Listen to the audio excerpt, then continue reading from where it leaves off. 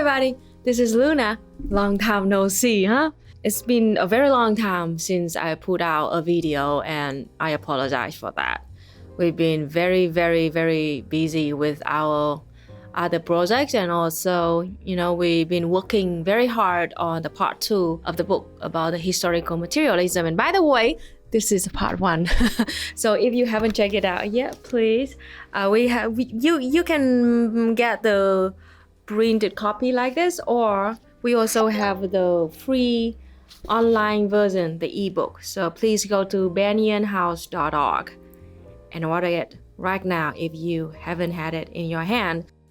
It is very useful book, and I hope that it will help you, in your path of learning about communism, Marxism-Leninism, and especially dialectical materialism. Right now, we are working on the part 2. It's called historical materialism, which is an application of dialectical materialism into the history of humanity.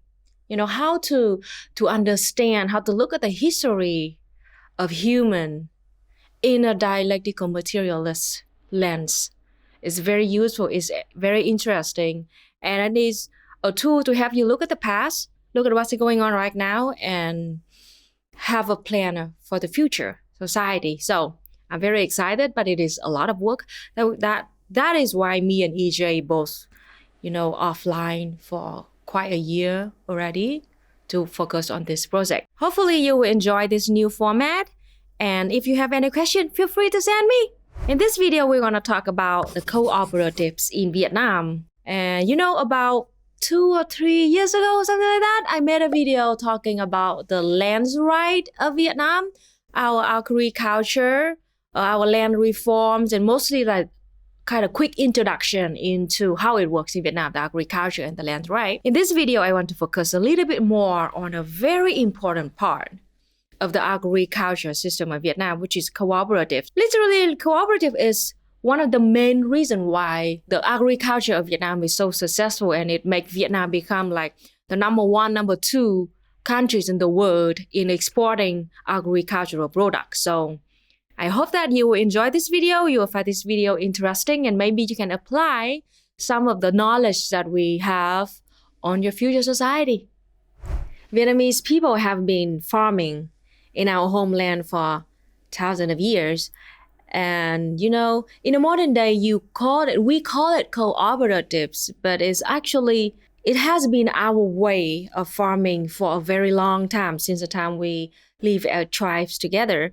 At that time, thousands of years ago, we get together, we live together, we share a land, and we farm together in one same piece of land like that, and we support and we help each other. And slowly, we keep that tradition to this day. We develop it more. We integrate with the modern world. So we have new technology, we have new machines and equipments, modern equipment. But deep inside it, the cooperatives of Vietnam still keep and uphold the tradition how Vietnamese people have been farming for a very long time. By now, you might be asking, so what does this authoritarian communist government of Vietnam do to these cooperatives? Well, the government of Vietnam does play a role. They give advice, information to those cooperatives. Every month, every year, the best agricultural engineers and economists of Vietnam will give free training and free advice to all cooperatives of Vietnam. Because first of all, those agricultural engineers, they would know this piece of land with this water, with this weather will be the best for this kind of plants, this kind of tree. And the economists would know that for now, in the whole world, they are needing this kind of agricultural product, or it is good for Vietnam to export this product to over the world. So they give that information and free training to the cooperatives in Vietnam, try to help farmers about what and when to grow. So before I get a comment asking me about, well, are Vietnamese farmers free to grow whatever they want, whenever they want? Yes, they do. They do have that right. And the government just gives them the advice and they can take it or leave it. Another way that the local government support those cooperatives is they give free training to teach farmers how to use new machine, new equipment, and apply new information into growing their own products. Farmers in cooperatives in Vietnam are also trained for free in fixing their own equipment and machines, and also they are encouraged to keep the best seeds for the next crops. So the government give advice to the cooperatives. Otherwise, those farmers are totally free to decide whatever they want to grow whenever they want to grow it. And now I'm gonna give you my own perspective on how it feels like growing up in a village in Vietnam, being a farmer with a farming family. To be honest, it is very, very interesting kind of childhood that I want to share to you right now. So I was born in a small village in the middle of nowhere of Thanh Hóa city. It's right near a beautiful rocky mountain. It's like an avatar world.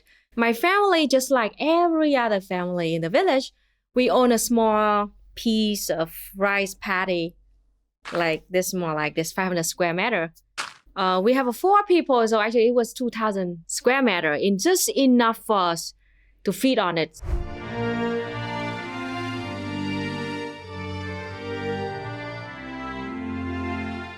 So this is how my village to this day work on their farmland together as cooperatives. My mom and my aunts and also the neighbors around our area would get together like 8 to 10 people, it depends. That 8 people, 10 people will all together go work on this one piece of land of this person, work all together really fast, take only 1 or 2 days to finish one rice paddy.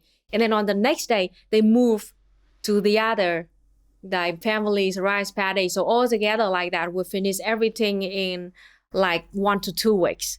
So that is why we don't have to pay anything. We just like help together, go and work on each other's rice paddy like that. We just bring the rice home, dry it, and then just, keep it in storage or feed our animals.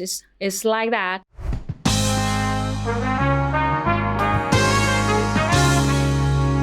So as you know, fertilizer is very, very important to farming.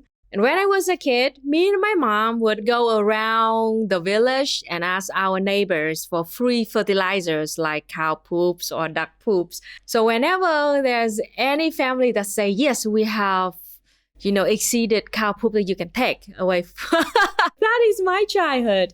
Yes, so me and my mom got on our bicycle and prepare like huge bags, like as taller than me at that time. It was like 10 years old. We went to that family. We used our shovel and bucket, dig to the pile of cow poop and pig poop and duck poops like that, and just shove it into the big like bags and drag it all the way to our rice paddy. Not finished yet. When we get to our own rice paddy, we open it up and we use our own hands. And like grab a bunch of poop like this and just spray it evenly all over the rice paddy. So that is my childhood with all kinds of poop that we can ask for free. So around maybe 15 years ago, I think about 2009, 2010, that was the time when we had, harvesting trucks.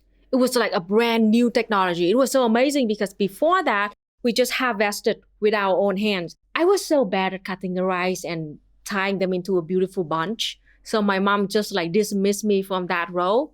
So she and her aunts and our neighbor, just like the best ones, just use the sickle to cut a piece of the rice like that and tie it into like beautiful pretty bunch. Like it's really big. I was like 18 at that time. Really heavy work actually. Whenever the bunch finished, they just left it right there on the rice paddy. And I was the one who had to go after all of them and just carry a bunch of rice and carry it to the shore. So my dad is waiting over there, carrying all of those and bring those straws and the rice to go back home.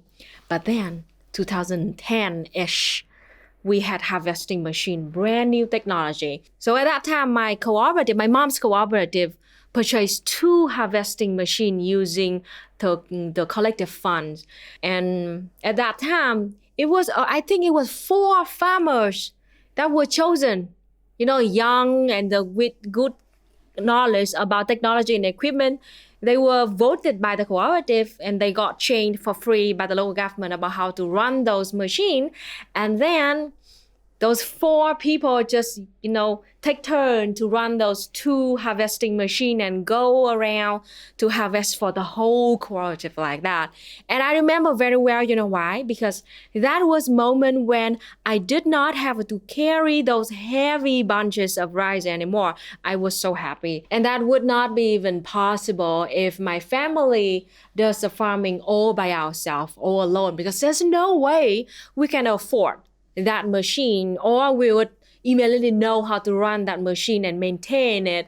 And yeah, it is because of the cooperatives how we get together and do the same thing like that. And it makes the experience of farming become something very collective, and you will have a very strong connection to your neighbors. So because we have a very strong connection with each other like that, living in a cooperative, living in a village like that, farming together, I consider all of my, my friends in the village like brothers and sisters.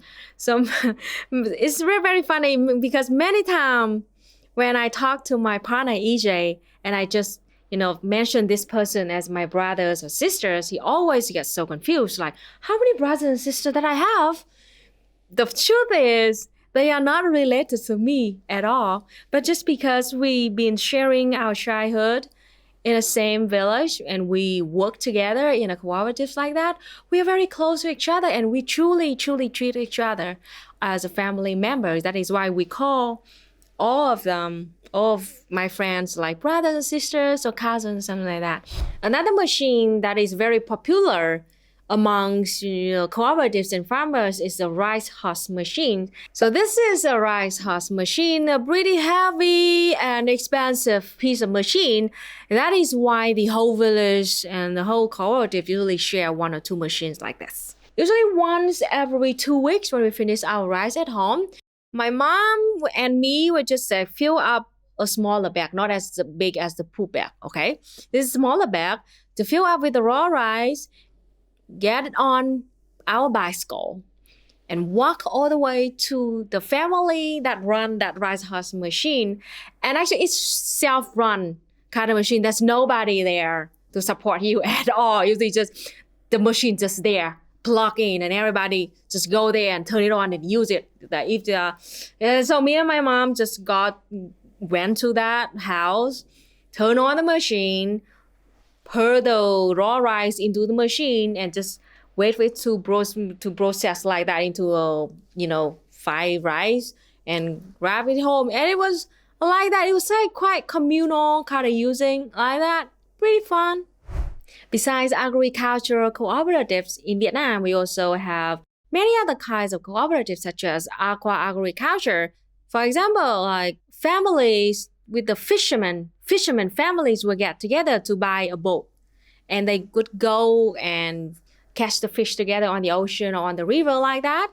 Or another kind is small-scale industry cooperative.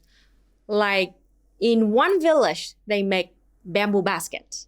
So all the families in that village that know how to make baskets will get together, form a cooperative, and sell their products to the other people. Another kind is transportation cooperatives, means that families with transportation like trucks or bus or vans, something like that, get together, also form cooperatives and carry products to a different village, different area together.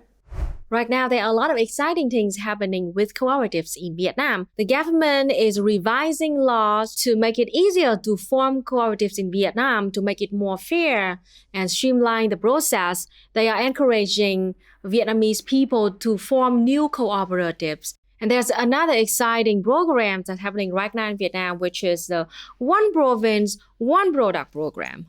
This means that the government will help cooperatives in one province to use all of their resources to develop one product that is the most suitable to that province, to make that product the best quality possible so they can sell it for a higher price to make a better income for all the farmers in that province.